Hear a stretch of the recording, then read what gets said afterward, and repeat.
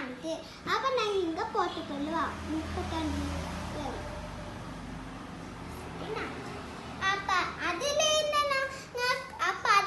நான் 7 கழிச்சு பார்த்தா அதுக்கு முந்தி வந்து ஞாயிற்றுக்கிழமை ரேட்டு நான் கண்டுபிடிச்சிக்கிறேன்.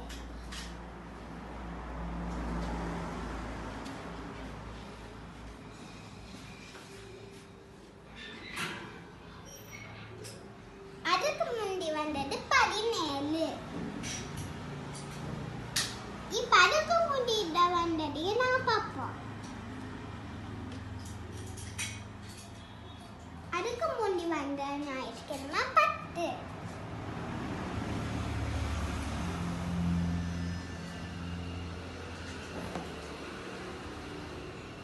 இப்போ நான் ஐப்பறிங்க சொல்லிக்கு எண்களின் கூட்டுத்தொகைக்கு கிடைக்கத்தக்க பெரிய பெருமானம் யாது?